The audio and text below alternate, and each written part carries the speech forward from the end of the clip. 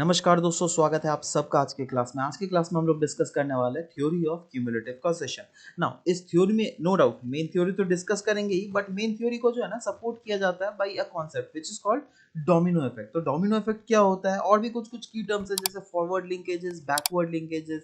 इस थ्योरी के कॉन्टेक्स्ट में आप इसको कैसे जोड़ सकते हैं, तो इन चीजों के बारे में प्रॉपर तरीके से डिस्कस करेंगे।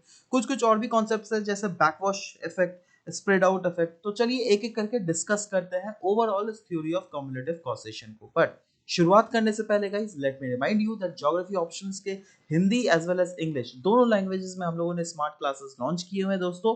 अगर आपको एनरोल करवाना है तो आप बेसिकली जा सकते हैं गूगल प्ले स्टोर में और जाके इस पे डाउनलोड कर सकते हैं।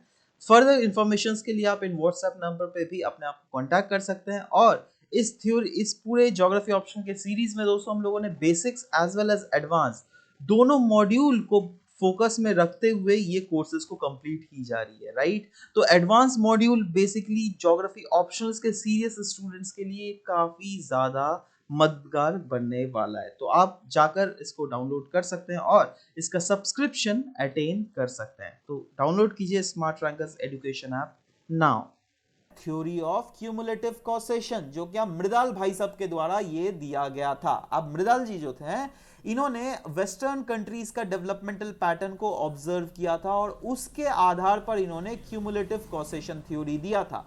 क्यूमुलेटिव कॉसेशन थ्योरी डिपेंड करता है डोमिनो ट्रिक। डोमिनो ट्रिक मतलब समझा है आपने, जैसे ईंट है ना, पत्थर को आपने ऐसे बैठा दो, ठीक है, और एक पत्थर को इधर गिरा दो। ये पत्थर जैसे गिरेगा ना तो ये पत्थर भी गिरेगा, ये पत्थर भी गिरेगा, ये पत्थर भी गिरेगा। या फिर ताश के पत्ते ले लो आप, ऐसे करके सजा दो और उसको एक को गिराओ, सारा गिरता हो जाएगा, ठीक है। तो उसको कहते हैं डोमिनो इफेक्ट। और वही डोमिनो इफेक्ट के आधार पर कहीं ना कहीं क्यूमुलेटिव कॉसेशन भी थ्योरी भी दिया गया है, जहां पर बोला गया है दैट देखो कोई भी रीजन में अगर वन फॉर्म ऑफ इंस्टीट्यूशन अगर चेंज हो जाता है तो that leads to change in successive change in other institutions as well. जैसे अगर यहां पे चेंजेस आ रही हैं तो यहां पर भी चेंजेस आएगी, यहां पर भी चेंजेस आएगी, यहां पर भी चेंजेस आएगी, यहां पर भी चेंजेस आएगी, जिसके कारण एक साइक्लिक पैटर्न हमें देखने को मिलता है under the theory of cumulative causation. चलो इसको अच्छे से समझते हैं, ठीक है।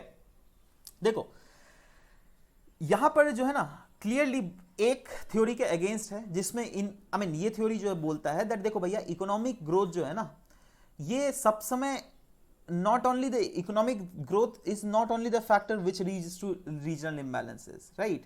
rather कहीं भी अगर चेंजेस आती हैं इकोनॉमिक टर्म्स में या फिर ग्रोथ टर्म्स में या फिर डेवलपमेंटल टर्म्स में, वो ग्रेजुअली अकर करता है, एक बार में नहीं होता है। क्योंकि एक बार में सोचो अगर अचानक से कोई चेंजेस आ गया तो वहां पे तो chaos फैल जाएगा ना, समझ रहे हो। तो इसीलिए बोला गया दैट देखो ये जो है ना it is a part of equilibrium growth and economic development. कोई भी रीजन का जो है ये इसीलिए होता है क्योंकि वो रीजन का नेचुरल एडवांटेजेस देखने को मिलता है, ठीक है। नेचुरल एडवांटेज जैसे सोचो कोई रीजन में इंडस्ट्री हो गया या फिर उस रीजन में अगर खनिज की हमें बहुत ज्यादा मात्रा है तो ऑटोमेटिकली अगर खनिज का मात्रा है तो वहां पर इंडस्ट्री सेटअप होगा, है ना। इंडस्ट्री कैसे सेटअप होगा, वेबर्स मॉडल में हम लोगों ने क्या पढ़ा है, तो वेबर्स मॉडल के आधार पर हम ये बोल सकते हैं, ठीक है, इंडस्ट्रियल डेवलपमेंट मॉडल। तो जी हाँ, तो वही चीज बोला गया दैट अगर कोई भी रीजन में इकोनॉमिक डेवलपमेंट कोई भी रीजन का हो रहा है तो इसलिए हो रहा है क्योंकि वहां पे नेचुरल एडवांटेजेस है, टोपोग्राफिक एडवांटेज हो सकता है या फिर मिनरल बेस में एडवांटेजेस होता है। और ये प्रोसेस जो कंडक्ट होता है ना क्यूमुलेटिव कॉसेशन का,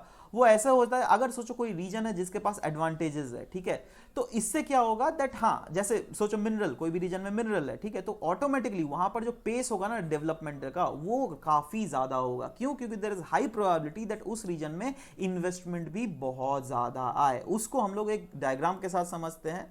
जैसे यहां पे बोला गया दैट देखो जैसे कि हम लोगों ने पहले क्या बोला दैट कोई भी रीजन में अगर ये नेचुरल एडवांटेजेस होंगी तो उस रीजन का ग्रोथ पैटर्न बहुत ज्यादा प्रोबेबिलिटी है दैट वो बहुत ज्यादा आगे चले। जैसे एक कोई रीजन हुआ, जैसे वहां पे अगर छोटा इंडस्ट्री बैठा, ठीक है, और छोटा अगर इंडस्ट्री बैठाएगा तो ऑटोमेटिकली यार वहां पे बैकवर्ड लिंकेजेस होंगे, कुछ ना कुछ फॉरवर्ड तो लिंकेजेस होंगे, क्योंकि ये इंडस्ट्री रॉ मटेरियल ले रही है तो कहां से ले रही है, कुछ तो बैकवर्ड लिंकेज होगा। फॉरवर्ड लिंकेजेस मतलब ये इंडस्ट्री से जो प्रोडक्ट क्रिएट हो रहा है वो कहीं ना कहीं तो जाएगा ना बिकने भाई, तो यहां पर ऑटोमेटिकली फॉरवर्ड और बैकवर्ड लिंकेजेस क्रिएट हो रही है। अच्छा ये जब क्रिएट हुई तो ऑटोमेटिकली क्या हम बोल सकते हैं दैट यहां पर जॉब क्रिएट होगा, क्या हम बोल सकते हैं यहां पर ट्रेंड लेबर्स हमें देखने को मिलेंगे, क्या हम बोल सकते हैं दैट यहां पर जो धीरे धीरे डिमांड ऑफ सर्विसेज इंप्रूव होएंगी। क्यों, क्योंकि यहां के जो लोग जो है वो रिस्पेक्टिवली धीरे धीरे ज्यादा प्रॉस्पर होंगे।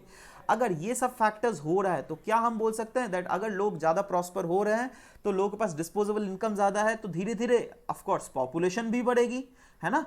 तो पॉपुलेशन अगर बढ़ेगी तो ऑटोमेटिकली ज्यादा से ज्यादा लोग इंप्लॉयड होंगे, ज्यादा से ज्यादा इनकम उन्हें मिलेगा तो ज्यादा से ज्यादा वो लोग एक्सपेंस करेंगे, ज्यादा से ज्यादा एक्सपेंस करेंगे तो क्या करेंगे वो लोग एक्सपेंस, किस रीजन में, कंस्ट्रक्शन एक्टिविटीज वो लोग तैयार करेंगे। अगर ज्यादा से ज्यादा उस रीजन में कंस्ट्रक्शन एक्टिविटीज होंगी तो क्या हम बोल सकते हैं दैट वो रीजन ग्रोथ पोल बन जाएगा जहां पर बहुत सारे गुड्स, बहुत सारे सर्विसेज फैसिलिटीज आपको अवेलेबल होंगे। अगर कोई भी रीजन ग्रोथ पोल बन गया, जैसे दिल्ली ग्रोथ पोल है, तो हम क्या बोल सकते हैं दैट हाँ वहां पर इनोवेशंस आने का प्रोबेबिलिटी, इन्वेंशंस का प्रोबेबिलिटी बहुत ज्यादा है। क्यों? क्योंकि वो रीजन ज्यादा डेवलप्ड है भाई, सारी कंपनीज वहां पर जाएंगी अपना बिजनेस सेटअप करने, क्योंकि उन्हें पता रहेगा वहीं पर हमें मुनाफा मिलेगा। समझ रहे हो बात? तो इसीलिए क्योंकि वहां पे इन्वेंशंस, क्योंकि वहां पे इनोवेशंस बहुत ज्यादा है, तो ऑटोमेटिकली ये सब अगर ज्यादा होगा ना तो और भी ज्यादा वहां पर इंडस्ट्रियल एक्सपेंशन होगा और भी वहां पर जाकर सेकेंडरी टर्शरी सेक्टर्स के डेवलपमेंटल होगी। तो ये एक ग्रोथ, एक साइक्लिक पैटर्न हमें देखने को मिल रहा है जिसके कारण जो है एक रीजन डेवलप होते रहता है, होते रहता है, होते रहता है, होते रहता है, होते रहता है। The very good example you can take India में Delhi, Delhi is a very good example, ठीक है। तो ये तो वैसे फैक्टर्स हो गए जिनके पास कुछ एडवांटेजेस है, बट वैसे रीजन जिनके पास एडवांटेजेस नहीं है वो रिस्पेक्टिवली बैकवर्ड रीजन ही रह जाती हैं। क्यों? क्योंकि वहां पे इन्वेस्टमेंट जो होता है वो इनफ्लो काफी ज्यादा कम होता है, इनफैक्ट आउटफ्लो ही ज्यादा होता है, ठीक है। तो इसीलिए ये काफी ज्यादा नुकसान में रहती हैं, ठीक है।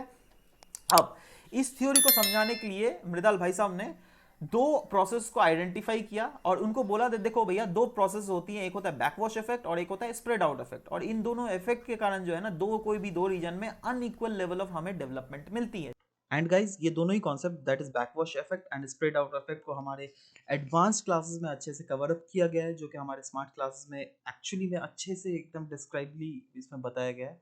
So will cover this very concept in the very our advanced class in our app courses.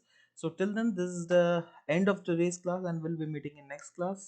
So bye bye, take care, and thank you for listening to the whole video. Thank you very much.